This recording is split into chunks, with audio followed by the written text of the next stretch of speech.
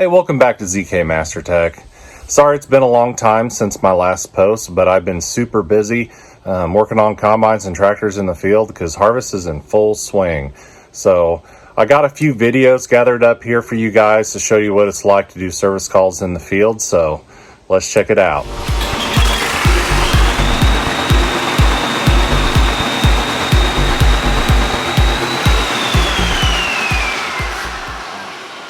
All right, so we got an 8400R here. Customer says that it has hard steering. Whenever he detents an SCV, he said he gains back the steering a little bit. So let's check this out.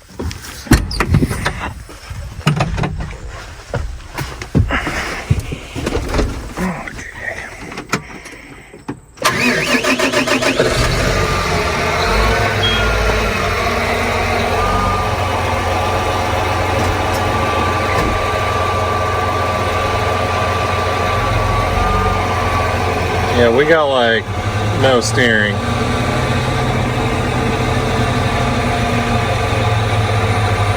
Wait for that to load. We're going to detent an SCV, see what happens. All right, so we're going to deadhead number 3.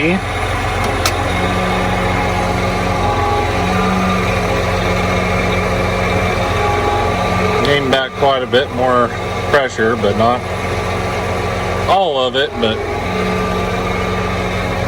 so if we turn the SCV off,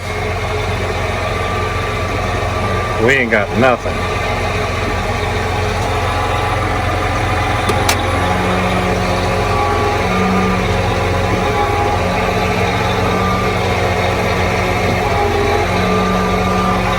Okay. Well, I just got really dirty.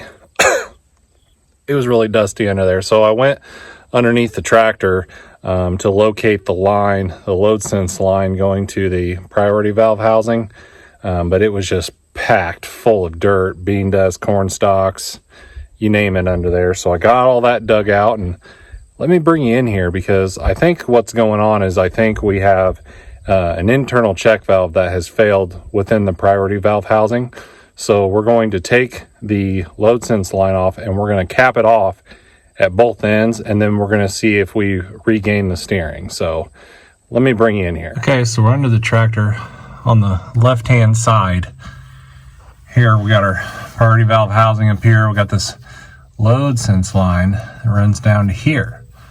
So what we're going to do is we're going to take the line off here, probably have to loosen it right here, and I'm going to cap this line and fitting off right here at both ends, and then we're going to start the tractor and see if we got steering.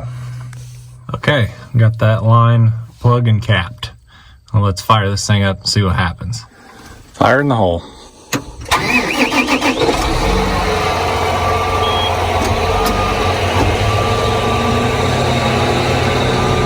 Oh, would you look at that?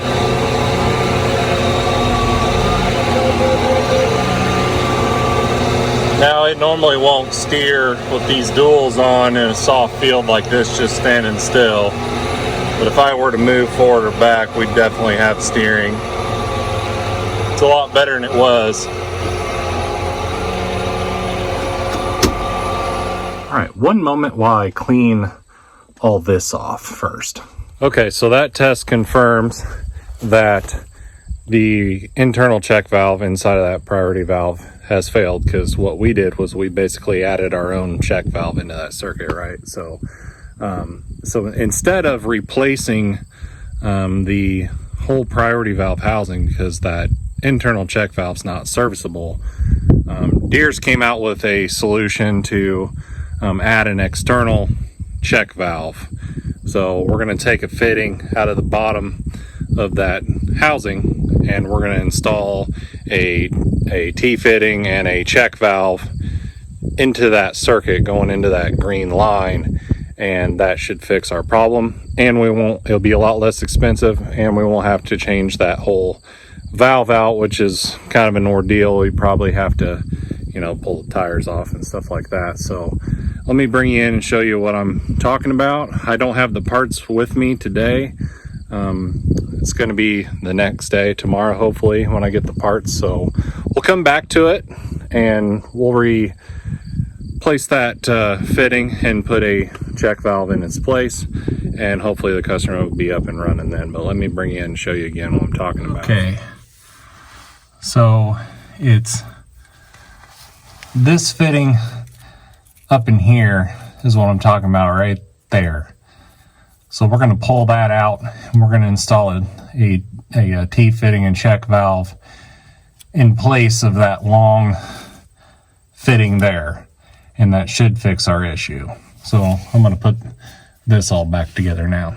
All right, so we got a quick diagnosis on that because I've seen that before, and there's also a DTAC solution for that, aka service bulletin. So I use DTAC solutions a lot. Sometimes it's a difficult problem to figure out, but someone's already done the work to figure it out, and they publish a solution, and it allows you to get to your diagnosis a lot faster sometimes. So I do like to use those a lot, but I've seen that problem before.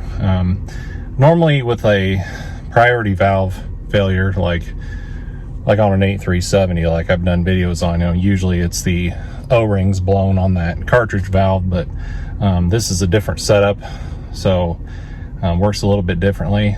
And this problem, the steering would come back whenever you detinted an SCV. With the older style cartridge priority valve failure, when the O-rings fail, you'll have steering, but then whenever you stall an SCV, you'll lose steering. So it's kind of the opposite here. So got parts ordered for tomorrow. We'll put a pin in this situation for now, and we'll come back to it later when we got parts, and then we're going to roll to the next service call. All right, well, we're back at the 8400R that needs the external check valve. Finally got this guy in from Deere, so we're going to get this installed and see how she acts after that. All right, got it plumbed in there. Looks like that. Now we have an external check valve. And we're going to fire this thing up, make sure it works.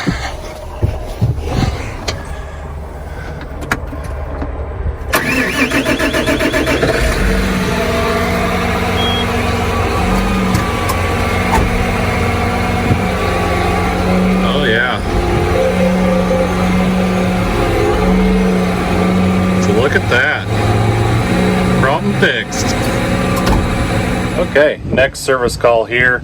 I already got it fixed, but I'm gonna, hit you with the highlights and kind of tell you what was going on here. I had to kind of fix it in a hurry, so let me show you what's going on here. All right, so we got an S670 combine. The feeder house would not raise.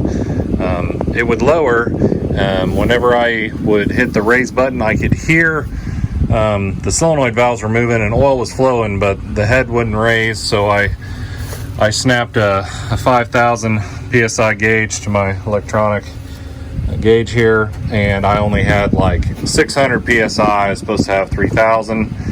So first thing I did was I pulled the relief valve right out of here, and when I pulled it out, I noticed that the O-rings were blown. Got a seal kit from the shop. Customer ran and got that. Put a new seal kit on there. There's like a regular O-ring and then like a flat square kind of looking O-ring on the tip, and then there was a Boss O-ring up on the top. Put that in there, and now she's fixed. Header goes up and down. You can see it's holding pressure right there. So this one's done, and we're going to move on to the next one. All right, next call here. We have a 8R370. These have a newer seat in them. Some have a massaging seat, some don't, but either one has pressure sensors in the seat. There's one under each thigh and there's one under your tailbone, and that detects the operator presence. Well, we've been having issues with the seat where it's not detecting the operator presence. Deere has came out with a PIP to replace the seat cushion. This one's already had the seat cushion replaced. We're still having issues, so if you're still having issues with that code where it kicks out your PTO, or maybe you're in a combine and it's basically saying that you're out of the seat and then stuff won't work right, I have a fix for it. So we're going to put a little bit of this foam in there. This used to be a big sheet, and you can see I've obviously cut a lot out of it. I think it was like a 4-foot piece, so I've done a dozen or so of these seats, and every one of them it's fixed it so far. So I'll show you how to take this seat cushion apart. All right, so I'm gonna test the seat switch and see how it functions before I do this, to kind of show you guys, you know, the improvement before and after. It's gonna vary between a combine and a tractor, but on a tractor, we're gonna go to Menu, System, Diagnostics Center, and then we're gonna go to Controllers, and we're gonna scroll down to the FCC instrument cluster. So you can see how it says all did. So this has diagnostic identifiers to where it shows an address, but it tells you what it is. So up here we can go to the search and we can just start to type in operator, and you can see some stuff pops up here. So we're gonna hit operator seat switch. So I'm sitting in the seat right now. It says that the switch is active, so that means that I'm sitting in the seat, and then it has a variable voltage. So if I just lift up just barely, I'm barely like pushing my legs up just barely, and see how it goes inactive, active, inactive, active. So if a guy is maneuvering around in this seat, you know, I'm just kind of barely wiggling around, you could see how easily it goes to inactive.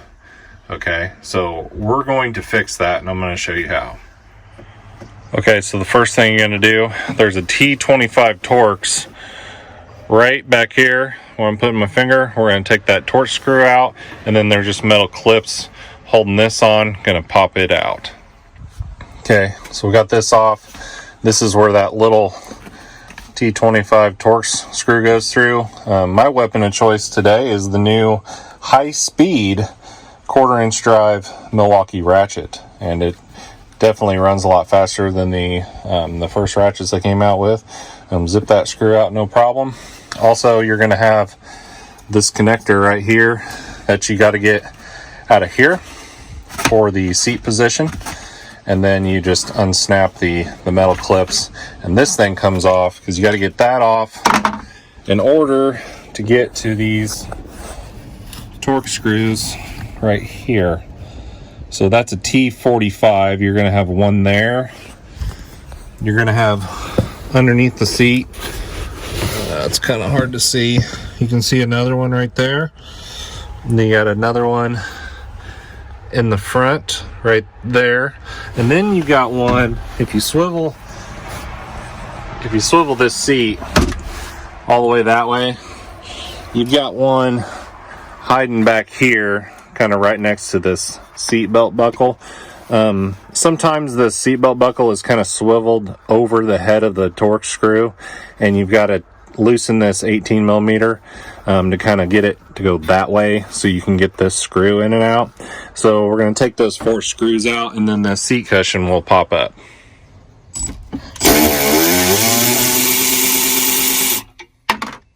Buzzes those right out. Okay, we got the screws out.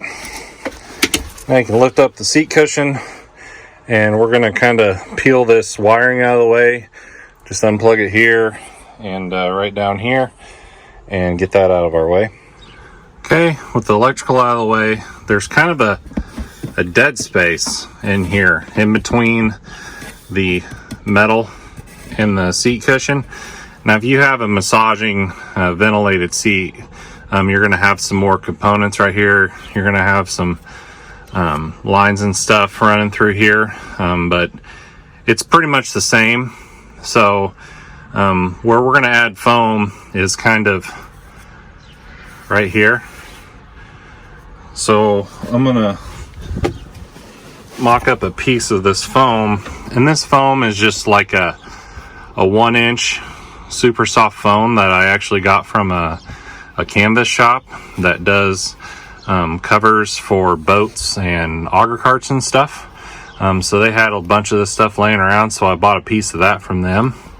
And I'm just going to mock up this right here and kind of trace out the piece and cut it, and then I'm going to shove it up in here and try to make sure that it doesn't bunch up, that it lays in there flat. All right, so here you can kind of see the size of the piece of foam that I cut, that I laid in here. So I'm just going to take this piece of foam and we're going to tuck it in between the seat cushion and the metal part of the bottom of this seat.